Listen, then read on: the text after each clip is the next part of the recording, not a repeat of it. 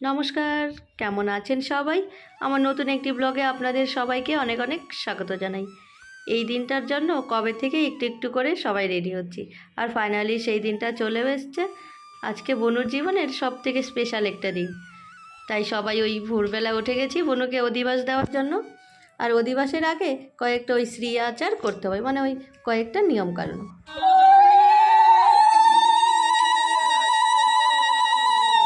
আমাদের মধ্যে অধিবাস দেওয়ার আগে মেয়ের বাবাকে একটা ঘটের মধ্যে নিয়মকানুন করে জল ভরতে হবে, আর এটাকে বলে ওই চুন পানির জল ভরা।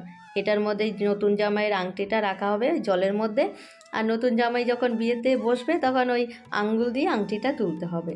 তো আমাদের এখন চুন পানির জল ভরা হয়ে গেছে, আর এবার চলুন অধিবাসের আয়োজনের দিকে যাওয়া যাক।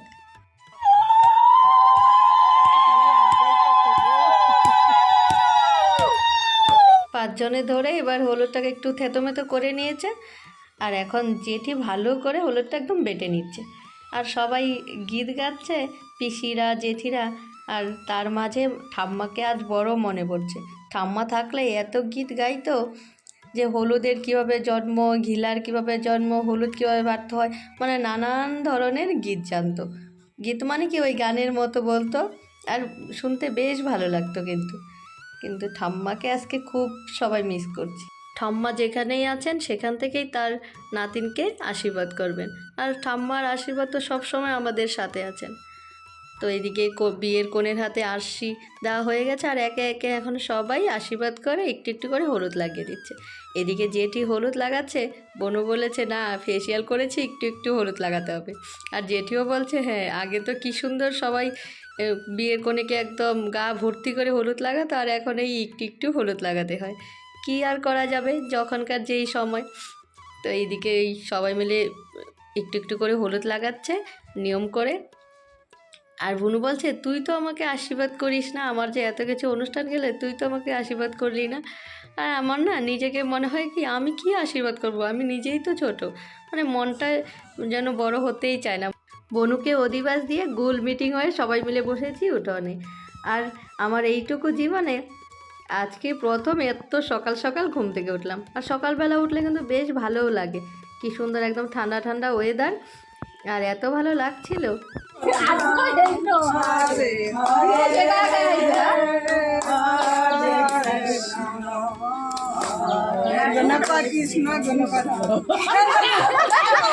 এইদিকে সবাই মিলে কীর্তন করছে, আর আমি বিয়ের কনের কাছে বসে গেছি মেহেন্দি পরতে। আগের দিন ওই মেহেন্দিটা পুরো হয়নি, তো ভাবলাম সকাল সকাল যেন উঠেছি, আর এই সময়টা গেলে আর মেহেন্দি পরতে সুযোগ পাবো না, সারাদিনটা নানান ব্যস্ততায় কেটে যাবে। আর গতকাল ভেবেছি দিব, কিন্তু গতকাল তো আপনারা দেখেছেনই নানান ভেজাল ছিল, সেই জন্যই দেওয়া হয়নি। তো এদিকে মেহেন্দি পরে একদম ধুয়ে মুছে রেডি সেডি হয়ে চলে এসেছি।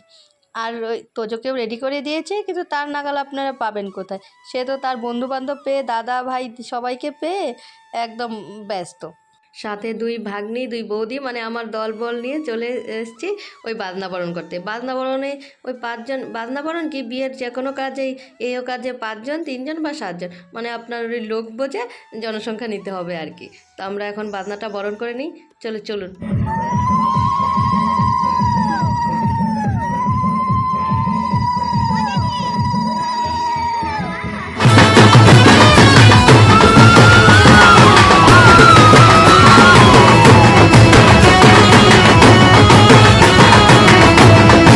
এবার বাজনাটা বরণ করে নিয়ে সবাই মিলে একটু নাচানাচি শুরু করে দিলাম। আর বিয়েবাড়িতে যদি একটু নাচানাচি না হয় তাহলে কি আর ভালো লাগে? বিয়েবাড়িতে একটু নাচানাচি হবে, হইচই হবে, আর এইসব কিন্তু বেশ ভালো লাগে। এদিকে বনুকেও বারবার ডাকছিলাম, কিরে আয় আমাদের সাথে নাচবি আয়। আর বনু আগের থেকেই বলে রেখেছিল যে তোরা যখন নাচানাচি করবি, আনন্দ করবি, তখন আমাকেও ডাকবি। আর কথাটা তো ঠিকই, যার বিয়ে সেই যদি আনন্দ না করে তাহলে কি আর ভালো লাগে? আর তার আনন্দ দেখে আমাদের আনন্দটাও দ্বিগুণ হয়ে যায়। তো সবাই মিলে খুব মজা করছিলাম। আর এবার বাজনাবরণটা হলো, এবার যাবো, বনুরও সাজ হয়ে গেছে, এই যাব একটু ওই গায়ে হলুদের মানে সাজে ফটোশ্যুট করতে। আর ওইদিকে বিদ্যিচাদ্য হচ্ছে, আর পরে যাব জল ভরতে।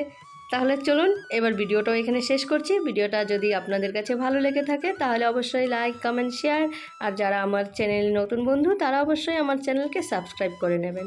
তাহলে আপনারা সবাই ভালো থাকবেন, সুস্থ থাকবেন। আবার আপনাদের সাথে দেখা হচ্ছে নতুন একটা ভিডিওতে।